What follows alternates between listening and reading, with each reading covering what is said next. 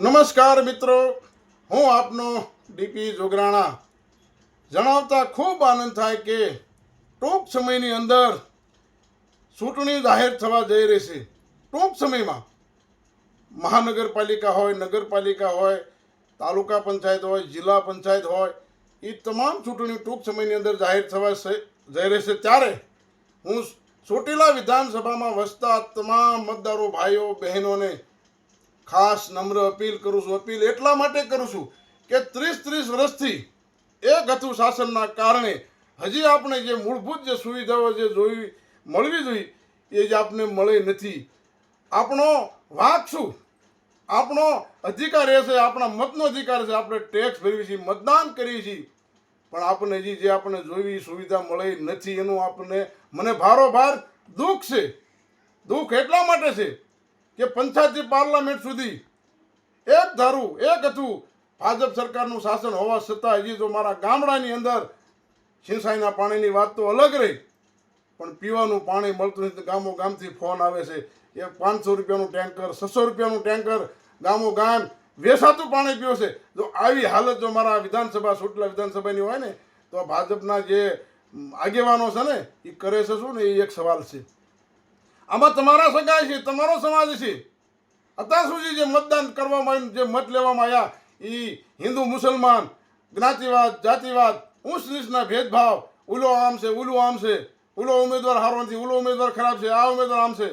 પણ મિત્રો, ચોટીલા વિધાનસભામાં વસતા તમામ ભાઈઓ બહેનોને હું ખાસ નમ્ર વિનંતી કરું છું, ઊંચ નીચના ભેદભાવ જોયા વગર, જ્ઞાતિ જાતિમાં પડ્યા વગર પણ આ વખતે સાવણાનો ઉમેદવાર જે કોઈ આવે એને તમે વધાવી લીજો. તાલુકા પંચાયત હોય, જિલ્લા પંચાયત હોય, નગર હોય કે મહાનગરપાલિકા હોય, જો તમારે સુવિધા જોતી હોય, સારા રોડ રસ્તા જોતા હોય, સારા શાળાઓ જોતી હોય, સારા દવાખાના જોતા, શુદ્ધ પીવાનું જો પાણી જોતું હોય, અને તમારી વાડી સુધી સડસડાટ તમારું બાઇક કે ગાડું કે ટ્રેક્ટર ચલાવવા માટે સારો રસ્તો જોતો હોય ને, તો આ વખતે એક મોકો આમ આદમી પાર્ટીને આપજો અને સાવણા નિશા પર બટન દબાવી અને વધાવી લેજો. આપણા ગુજરાત પ્રદેશ પ્રમુખ ઈશુદાનભાઈ ગઢવી છે, ગોપાલ ઇટાલિયા, તમે તો ચારે બાજુ ગોપાલ ગોપાલ સાહેબ કેવા ક્ષેત્રભાઈ વસાવા હોય.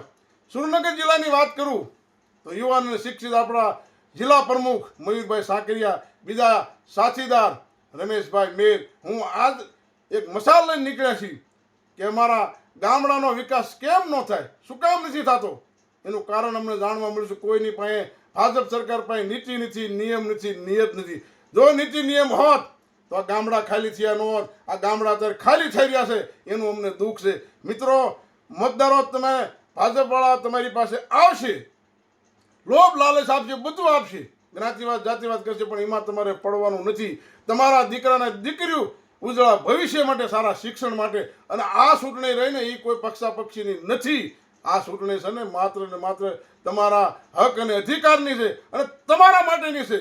રાત દિવસ જો તમે મહેનત કરતા તમને પૂરતા ભાવ ન મળે, સારી તમને વીજળી ન મળે, વીજળીમાં તમારે ધક્કા ખાવા પડે, આવી મુશ્કેલીનો સામનો જો તમે કરી રહ્યા હોય ને તમારે આમાંથી છુટકારો મેળવવો હોય ને તો આમ આદમી પાર્ટીને એક મોકો આપો. જે કોઈ ઉમેદવાર આવે હાવાણાના નિશાન ઉપર મતદાન કરી એને જરૂરથી વધાવો અને આવો, આમાં જોડાવ. યુવાનોને ખાસ નમ્ર વિનંતી કરું છું કે તમે ભણેલ ગણેલ છો અને એવા તમે યુવાનો આગળ આવો. અને જ્યાં સુધી જો યુવાનો સજ્જન માણસ, સારા માણસો આગળ રાજકારણમાં નહીં આવે તો ખોટા માણસો અંદર ઘૂસી જશે અને પછી બધાને હેરાન પરેશાન કરશે. આ વારો ભોગવવાનો બધાનો આવશે.